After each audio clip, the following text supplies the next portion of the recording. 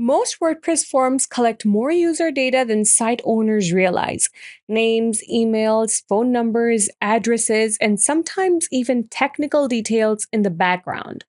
That's fine until someone asks, "What are you doing with my information?" That's where GDPR comes in. It's really about making consent clear, transparent, and easy to understand.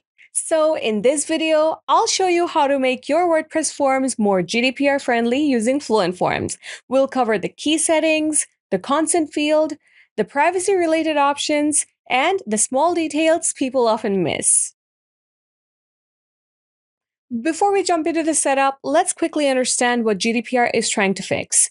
Most websites collect user information through forms, but users are not always told clearly why that data is needed, how it will be used, or whether it will be stored.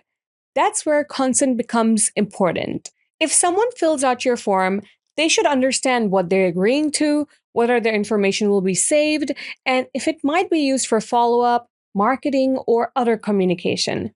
So, GDPR friendly forms are not just about adding a checkbox, they're about making the form more transparent. And Fluent Forms gives you the tools to do that directly inside WordPress. So, let's actually build one. I'm inside Fluent Forms.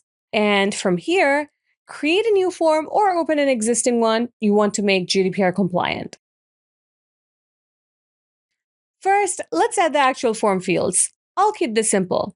Now, underneath that, this is where the GDPR part starts becoming important. From the Input Fields panel, drag in the GDPR agreement field. This field is specifically designed for consent collection. And the nice thing is, it already comes with GDPR focused behavior built in.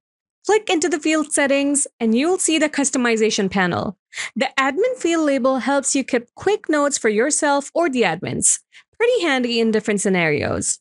All right, so as this field is fixed as required, you can go with the global message for it or customize that as well.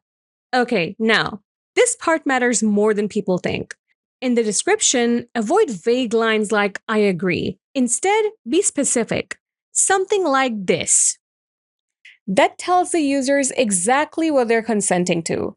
You can also link your privacy policy directly inside the description text, which is honestly something every professional form should have at this point. If you want, you can also add custom CSS. Okay, so that's all about customization. I'll just go ahead and save the form. Now, here's something a lot of people overlook. GDPR is not just about asking permission, it's also about minimizing unnecessary data collection. The cleaner your form is, the easier compliance becomes. And honestly, shorter forms usually convert better anyway. Another thing worth mentioning is data retention. If form submissions are stored inside WordPress long term, users should know that. If you're sending data to email marketing tools or CRMs, that should also be communicated clearly in your privacy policy. This is why GDPR compliance is not really just a technical setup, it's also about building trust. Because when users understand what's happening with their data, forms feel safer to submit. All right, so before publishing the form, do one quick review. If all of that looks good, you're good to go. Just save the form if you haven't already, embed it into your page, and you're done.